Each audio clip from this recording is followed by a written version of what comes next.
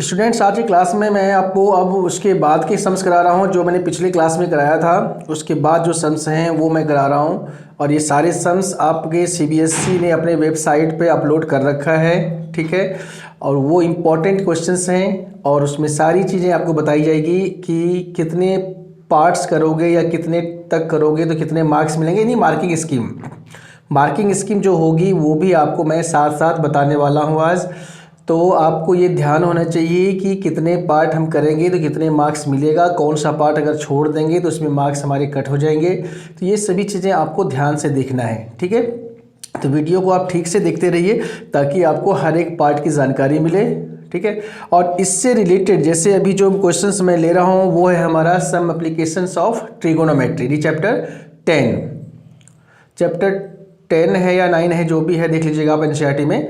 तो ये एनसीईआरटी से हमने करा रखा है, इस चैनल पे आपको प्लेलिस्ट में मिल जाएगा। आप ट्रिगोनोमेट्री का सम एप्लीकेशंस का जो एक्सरसाइज है वो पूरा मैंने करा रखा है, ठीक है। वहाँ से भी आप हेल्प ले सकते हैं। बाकी जो क्वेश्चंस है मैं अभी करा रहा हूँ, इसको ध्यान से आप देखिए। चलिए, क्वेश्चन जो है वो थोड़ा सा लेंदी है तो मैं क्वेश्चन लिख नहीं रहा हूँ, मैं क्वेश्चन बोल देता हूँ, आप लोग लिख लीजिए।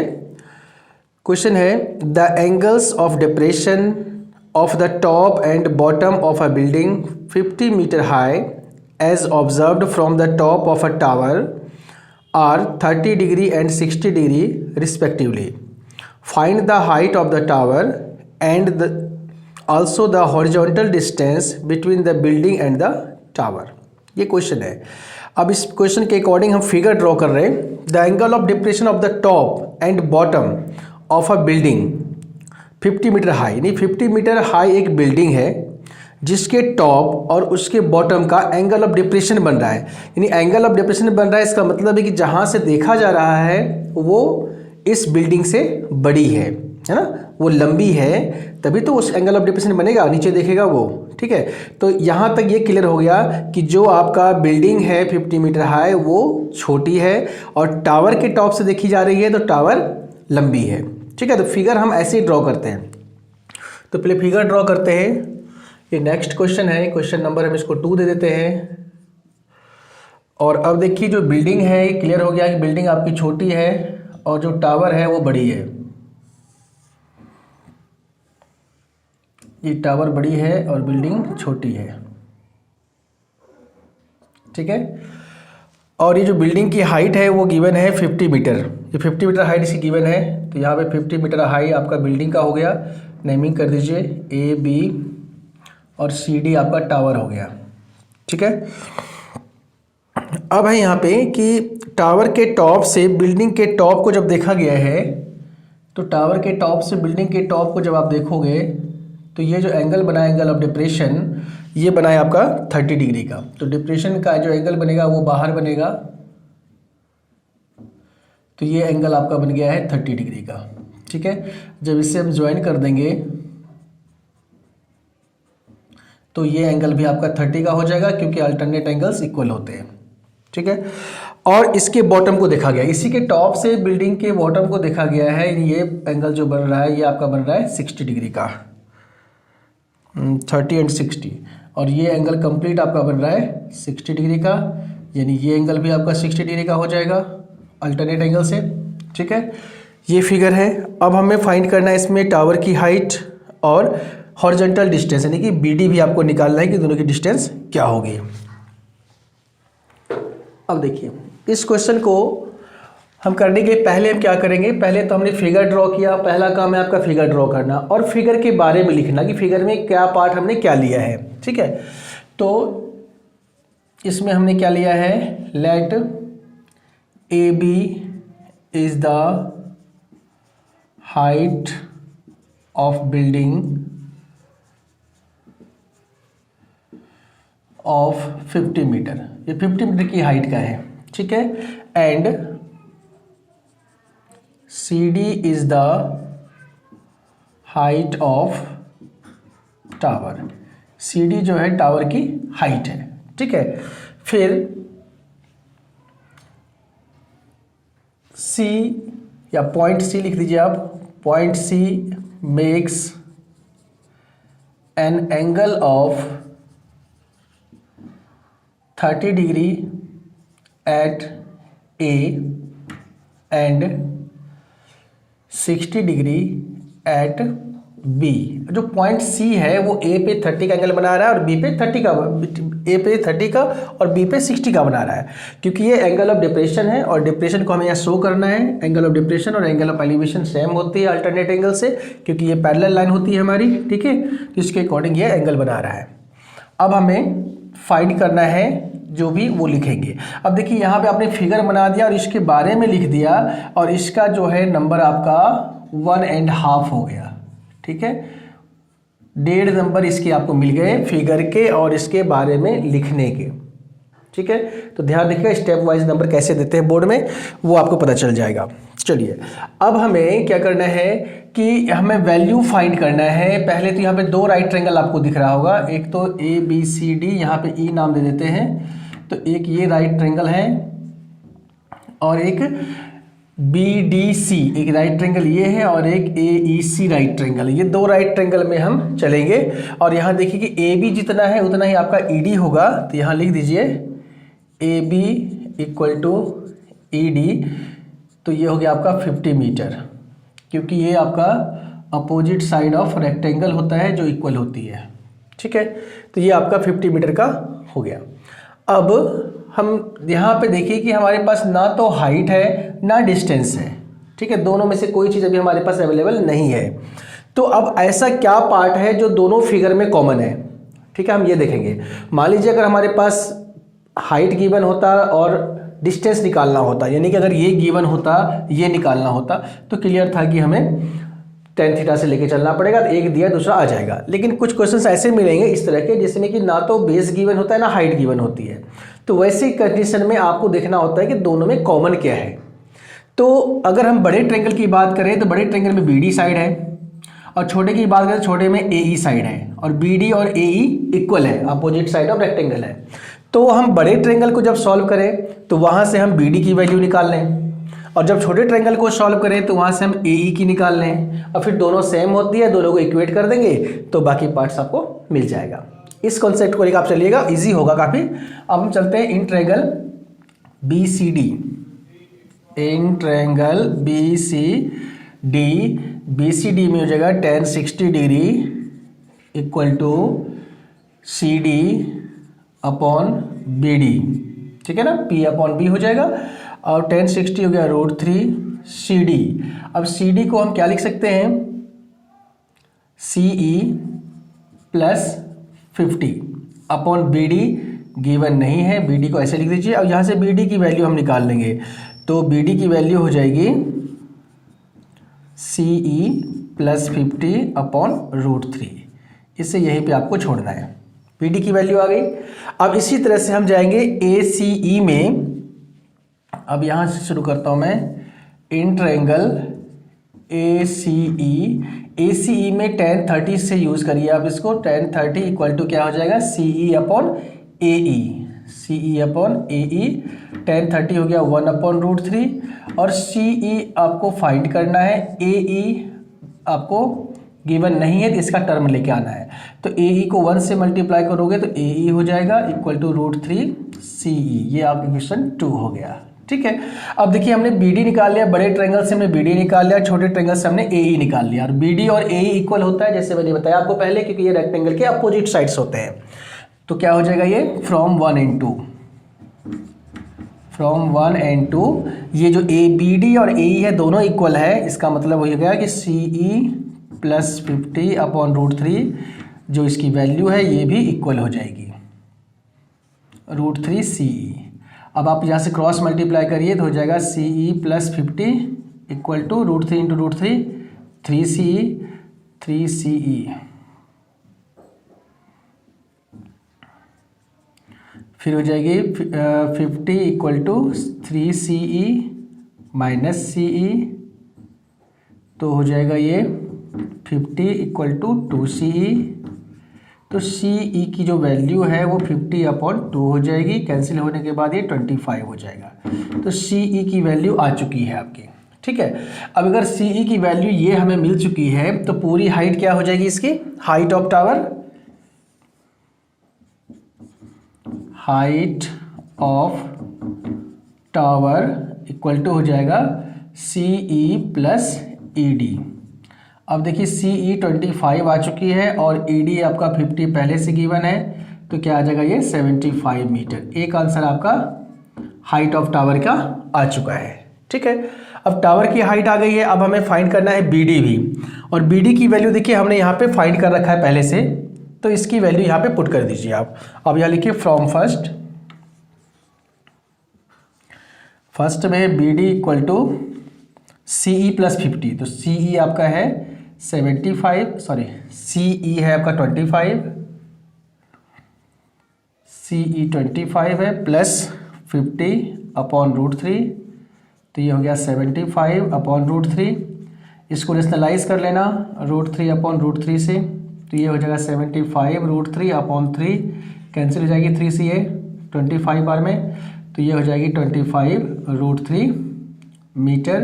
तो यहाँ पे आप लिख सकते हैं कि distance between building and tower, distance between building and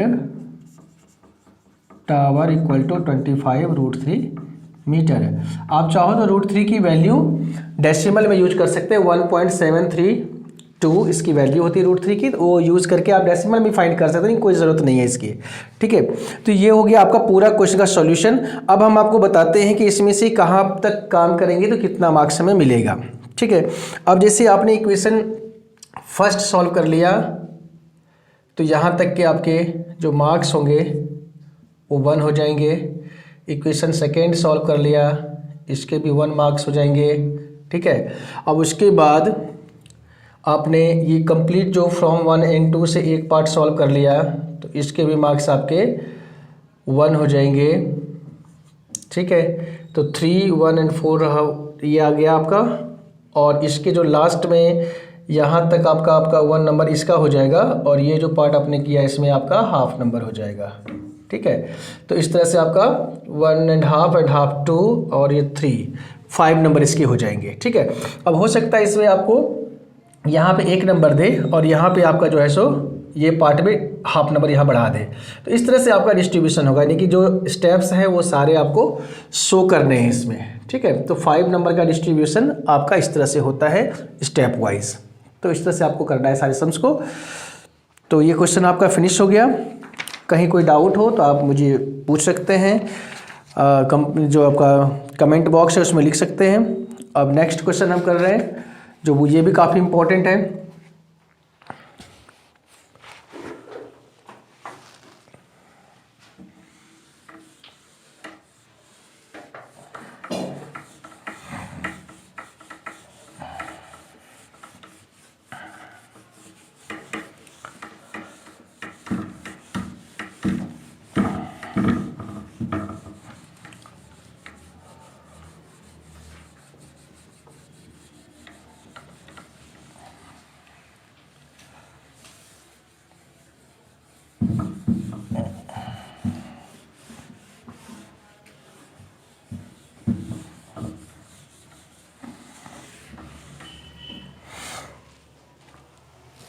next question देखिए है क्वेश्चन नंबर 3, इसको डाल लीजिए आप लोग।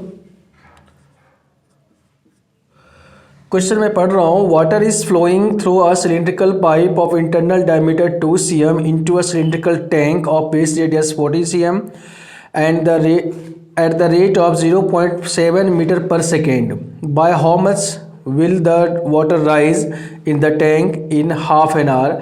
तो आधे घंटे तक जब इसे स्पीड से पानी उस टैंक में जाता है तो पानी की हाइट कितनी हो जाएगी टैंक के अंदर, ये आपको फाइंड करना है। ठीक है, अब देखिए इसमें क्वेश्चन जो है इसमें क्या है कि पाइप से, सिलिंड्रिकल पाइप से पानी जा रहा है टैंक के अंदर। ठीक है, तो आधे घंटे में कितना पानी उसके अंदर जाएगा, पहले ये हमें निकालना है। तो इसके लिए देखिए पहले जो वाटर फ्लोइंग रेट है या फिर डायमीटर ऑफ पाइप है, पहले वो लिख लीजिए। डायमीटर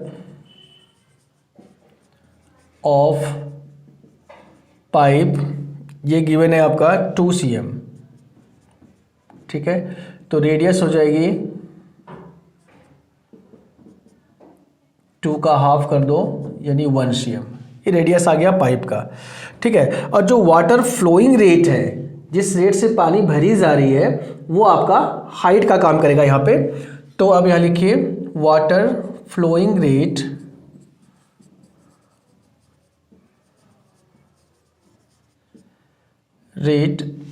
ये है आपका गिवन 0.7 मीटर पर सेकेंड। अब यहाँ देखिए कि रेडियस है cm में और जो वाटर फ्लोइंग रेट जो हमारा हाइट का काम करेगा वो है मीटर में। तो इसको चेंज करना है, water flowing rate in cm per second. तो मीटर को आप cm में चेंज कर दीजिए, क्या हो जाएगा, 100 से मल्टीप्लाई करेंगे तो 70 cm ये हो जाएगा पर सेकेंड। ठीक है, मतलब इसको हमने मीटर को cm में करने के लिए 100 से मल्टीप्लाई कर दिया। ठीक है, ये आपका दोनों cm में अब आ गया। तो अब आप यहाँ लिखिए volume of water flow, volume of water flow in 1 second. 1 second में कितना वॉल्यूम का पानी उस टैंक के अंदर जा रहा है, पहले हमें ये फाइंड करना है। तो इसका हो जाएगा volume pi r square h. Pi की वैल्यू भी यूज़ मत करिए आप, आर गिवन है आपका 1, तो ये 1 का स्क्वायर हो जाएगा, और एच हो गया आपका जो वाटर फ्लोइंग रेट है वो, यानी हो जाएगा 70 पाई cm³। इतना पानी जो है 1 सेकेंड में उस टैंक में जा रहा है। ये 1 सेकेंड का आया है और हमें निकालना है हाफ एन आवर। तो हाफ एन आवर में कितने सेकेंड होते हैं, आधे घंटे में कितने सेकेंड होते हैं, 1800। ठीक है, तो अब यहाँ लिखिए आप volume of water flow in 1800 second. ठीक है, तो ये 1 सेकेंड का वाटर फ्लो निकल रहा है, तो 1800 का कितना हो जाएगा, 1800 मल्टीप्लाई 70 पाई cm³, यानी कि आधे घंटे में इतना पानी आपका टैंक के अंदर जा रहा है। अब टैंक के अंदर जब ये पानी जा रहा है तो टैंक की कुछ हाइट तो बनेगी, हाइट की पानी की, तो वो हाइट क्या होगी, तो ये हमें फाइंड करना है। तो अब यहाँ लिखिए आप volume of water flow in 1800 second equal to हो जाएगी वॉल्यूम ऑफ टैंक। टैंक में पानी जा रहा है, दोनों की वॉल्यूम सेम हो जाएगी। तो ये हो गया 1800 into 70 pi equal to volume of tank पे हो जाएगा पाई आर स्क्वायर एच। तो पाई हो गया, और टैंक की रेडियस गिवन है 40 cm, तो यहाँ हो जाएगा 40 का स्क्वायर, और हाइट हमें फाइंड करना है। हाइट निकल जाएगा, पाई से पाई आप कैंसिल कर लीजिए यहाँ पे। अब हो जाएगा 1800 into 70 equal to 40 into 40 into H. अभी 0 0 0 0 कैंसिल कर लेते हैं, 4 से कैंसिल हो जाएगा ये, 4 4 जा 16, 4 5 जा 20, 45 बार में। तो h की जो वैल्यू होगी वो हो जाएगा 45 मल्टीप्लाई 7/4, यानी कि इसे मल्टीप्लाई करके 4 से डिवाइड कर दीजिए, जो आएगा आपका वो cm इसमें हाइट आ जाएगा। और अगर इसकी वैल्यू cm में जो वैल्यू आई है अगर ये 100 से ज़्यादा हो जाए तो इसको फिर आप मीटर में कन्वर्ट कर लीजिए। ठीक है, नहीं तो इसको मल्टीप्लाई करके 4 से डिवाइड कर दीजिए, इतना cm उस टैंक में पानी आ जाएगा इतने टाइम के अंदर। ठीक है, तो ये क्वेश्चन आपको इस तरह से करना है। देखिए मैंने क्वेश्चन में आपको बताया कि बीच में कहीं भी हमने कोई मल्टीप्लाई यहाँ पे पाई की वैल्यू 22/7 यूज़ नहीं किया, क्योंकि अगर हम यहाँ यूज़ करेंगे तो हमारा कैलकुलेशन बड़ा हो जाएगा। हमें पता है कि जब पाइप में भी वही वैल्यू लगा है सिलेंडर का, और सिलेंडर का ही फॉर्मूला हमें टैंक में भी लगाना है, तो वहाँ भी पाई होना है, तो पाई से पाई कैंसिल हो जाना है। तो ऐसी चीज़ें पहले आप दिमाग में सेटअप कर लीजिए ताकि आपको आगे कैंसिलेशन में प्रॉब्लम ना आए और कहीं कैलकुलेशन में कोई दिक्कत ना आ जाए। ठीक है, तो इस तरह से आपको क्वेश्चन करना है, और इस तरह से क्वेश्चंस आपके एनसीईआरटी में भी हैं, जो कि हमने आपको एनसीईआरटी के बुक में करा रखे हैं, वहाँ से भी आप जा करके देख सकते हैं एनसीईआरटी क्वेश्चंस। ठीक है, और चैनल को अगर सब्सक्राइब नहीं किया है तो सब्सक्राइब कर लीजिए, क्योंकि यहाँ पे आपको पूरी सिलेबस कराई जाएगी, इंपॉर्टेंट सम्स कराए जाएंगे, जितने भी तरह के क्वेश्चंस अभी रिड्यूस्ड सिलेबस में सीबीएसई ने दिया है वो सारे क्वेश्चंस आपको कराएंगे। तो अच्छे से इसको देखते रहिए, ज़्यादा से ज़्यादा इसको शेयर करिए, और कोई भी डाउट होता है, कहीं भी कोई प्रॉब्लम होती है तो आप कमेंट बॉक्स में ज़रूर लिखिए।